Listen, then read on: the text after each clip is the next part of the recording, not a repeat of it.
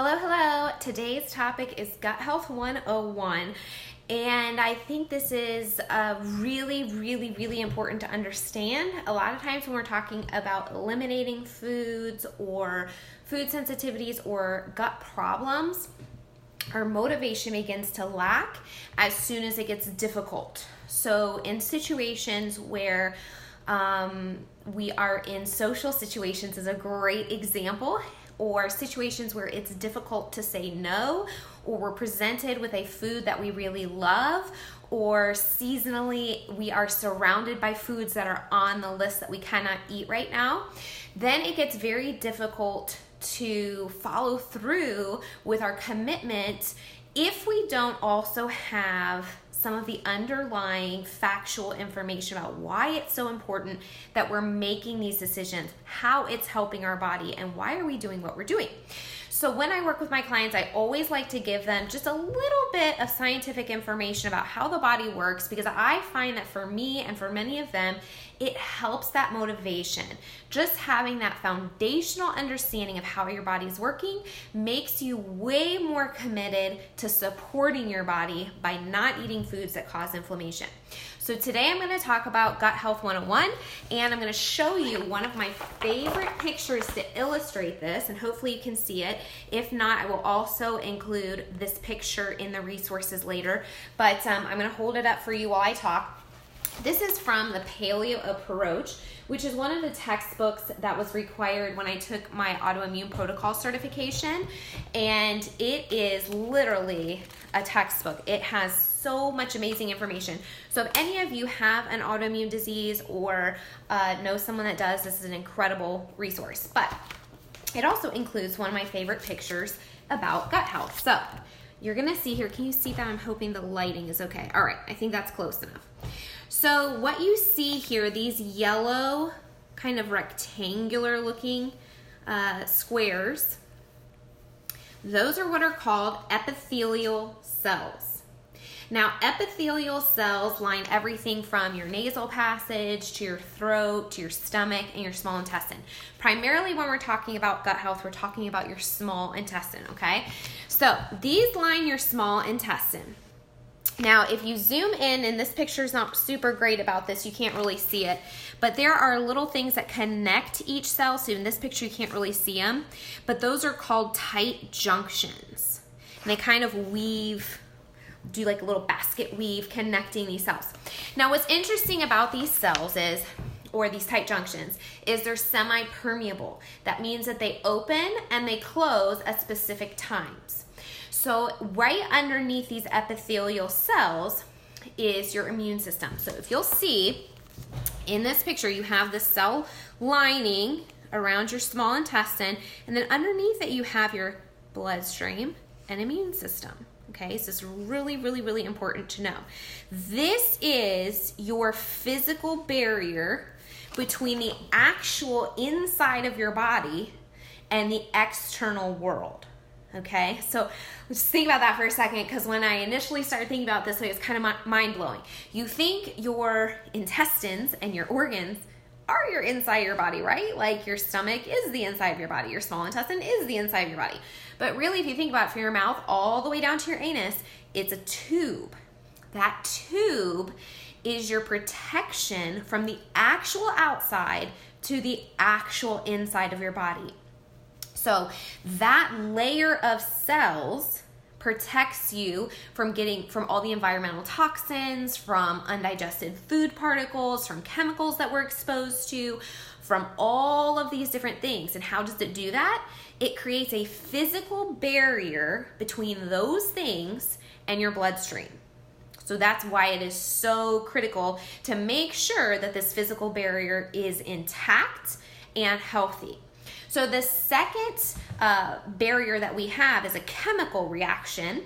It's called secretory IgA, and it assists the physical barrier of the cells. Secretory IgA, like I said, is an immune system response. It's a chemical reaction, and it can bind toxins and help flush them out. And the physical barrier does the physical blocking, okay? So you'll notice on top of these cells, there are villi. There's these little fingers, kind of like a shag carpet. Those are called villi and microvilli. okay? So those are very, very important for two main reasons. One, they keep things moving along. So they kind of wave in your intestines and they keep, everything kind of moving and pushing forward. This system of the villi and the cells determine very carefully what nutrients and what parts of your food and what parts of things we're exposed to either get pushed along or get absorbed and utilized into your bloodstream. So like vitamins and minerals, for example. So those fingers not only push things along, but they are in charge of absorbing your nutrients. So if we have situations where these fingers are getting damaged, what does that lead to? Everybody comment below, give me 5 seconds. What does that lead to? If those fingers are damaged, it leads to malabsorption of nutrients.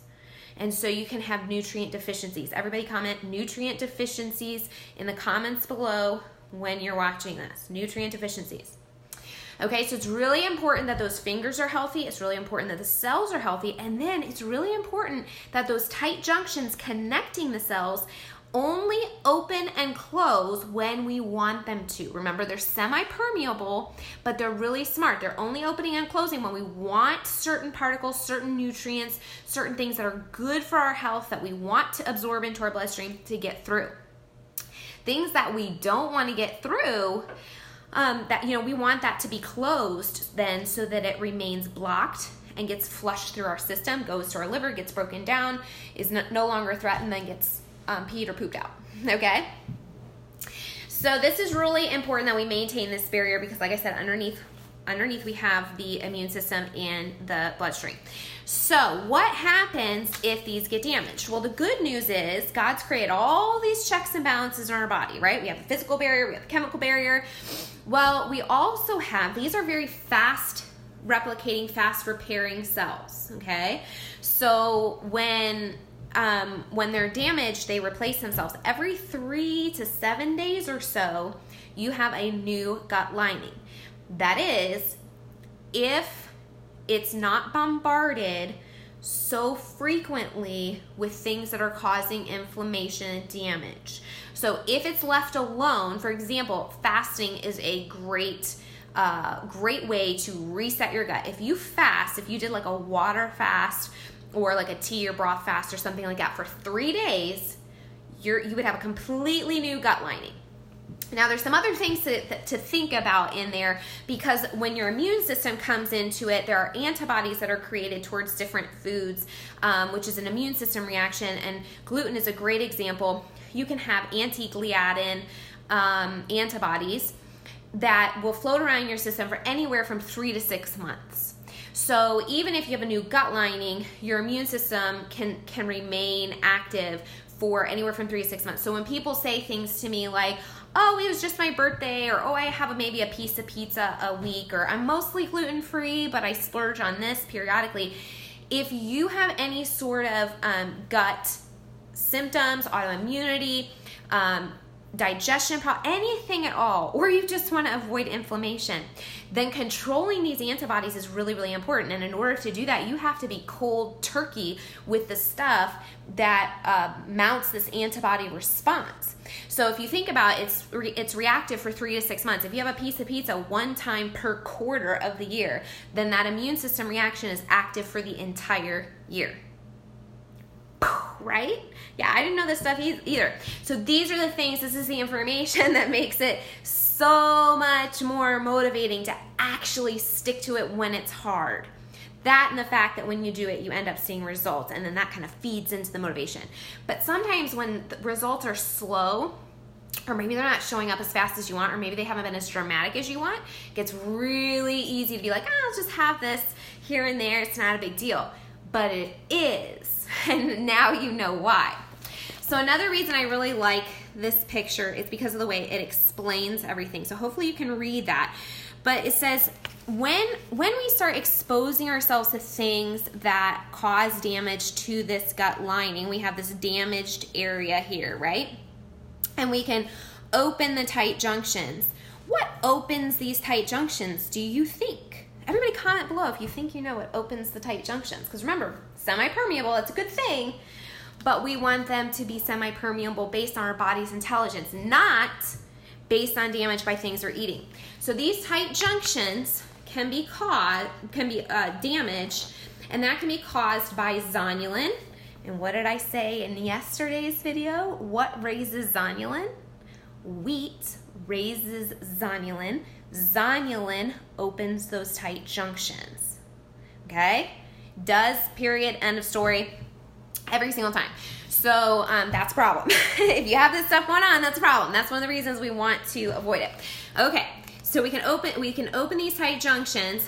That can be caused by zonulin, alcohol, agglutinins, sugar alcohols, cortisol, infections, medications. So a lot of times the things that are affecting us, basically, there's so many things that can come under the umbrella of stress.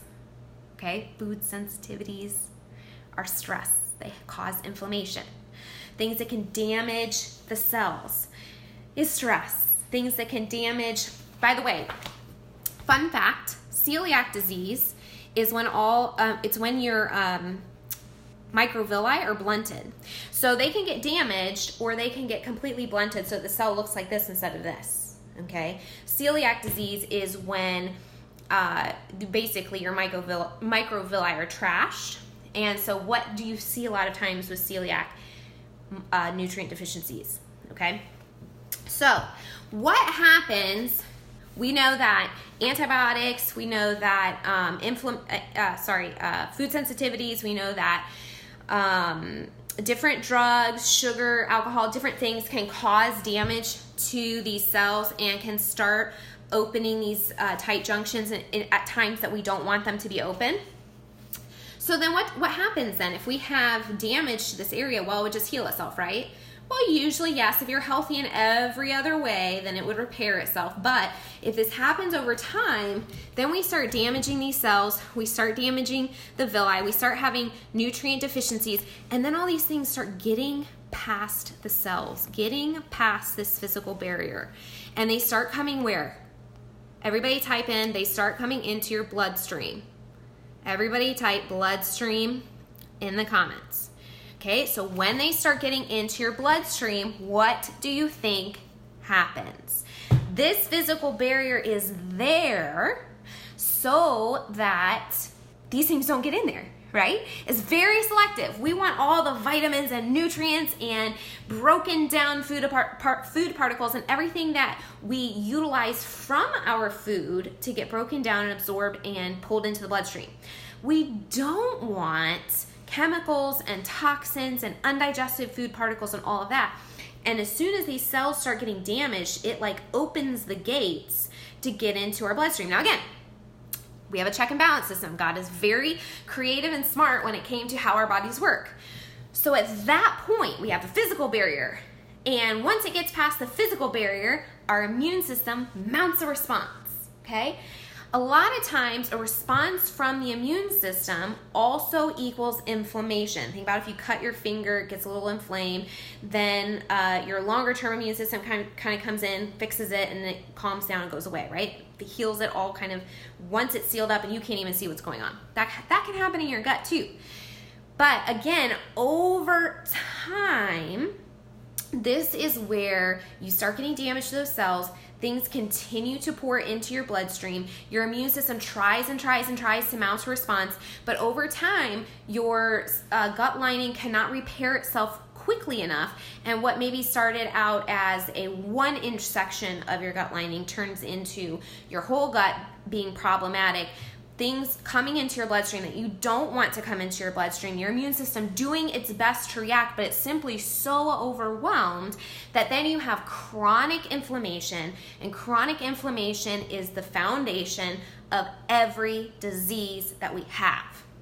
It doesn't matter if it's Alzheimer's, it doesn't matter if it's cancer, it doesn't matter if it's autoimmune disease, it doesn't matter what it is. Chronic inflammation has been tied to like every disease that we have.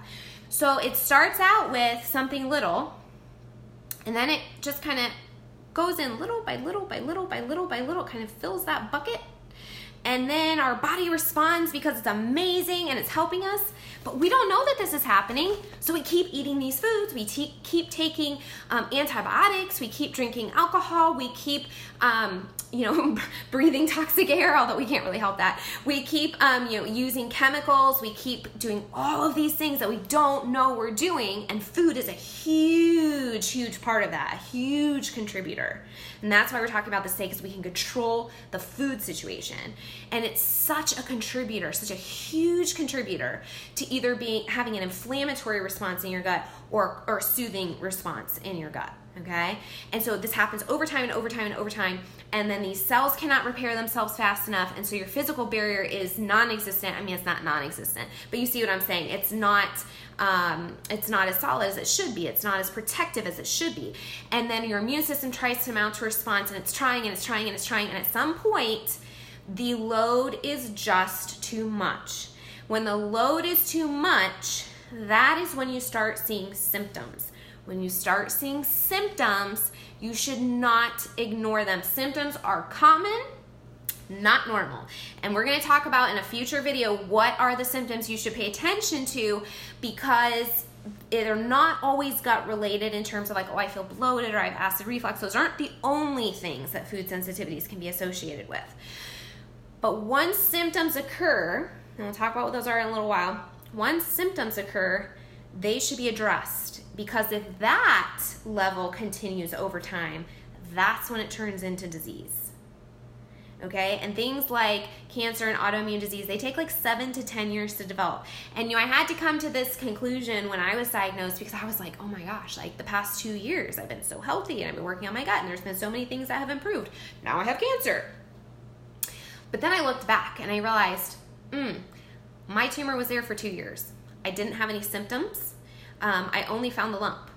So I either stalled it or reversed it or stopped it from growing or whatever, but I only had one lump, and it had been there for a while. Before all of the healthy changes that I made in the past 2 to 3 years, I was like the most unhealthy person you could ever meet. And what was I working on the past couple years? All the things that kind of pile on to this. Gut health stuff. I did not have a healthy gut. Years ago, I had rosacea. I had I had extreme stomach pains at some point. This was before I even went to college. I had extreme stomach pains where I would be doubled over on my desk at work. Sometimes I would even have to go home because they were so painful. Never knew what they were from. I was like, is it an ulcer? What is it? Never knew. And then eventually when I got into working on my hormones and working on my gut, I found out I had H. pylori, which is really problematic long term. I found out I had multiple parasites, I had all this gut stuff that was going on that I had to address. And then of course, my hormones were depleted. When your body is super stressed out, it affects your hormones, and then they become depleted, and then all of these things pile on top of each other. And so the very first place, the very foundation, the very first step we can take is to identify our food sensitivities and focus on this right here. This is your first line of defense against all of those things. It's your first line of defense against pretty much any disease, because that protects you from getting unwanted things into your bloodstream. And if it's in your bloodstream, where does it go? All over your body. And that's when we get chronic pain, chronic inflammation, mood disorders, hormone imbalances, and the list just goes on and on and on and on and on and on. So I hope that this has been really interesting for you, because when I started learning about all of this stuff, my mind was blown. Oh, I'll just have an Oreo, or oh, I'll just eat this here and there, suddenly becomes my health is more important, and what is in that food no longer serves me. That does not fit in with my goals for my health 10, 15, 20 years down the road. If I know that these diseases begin in my body 10, 12, 15 years prior to developing a diagnosable disease, then I also know that my work to start preventing that disease starts now. Now you start looking with that mentality, you start looking way differently at the food you're eating.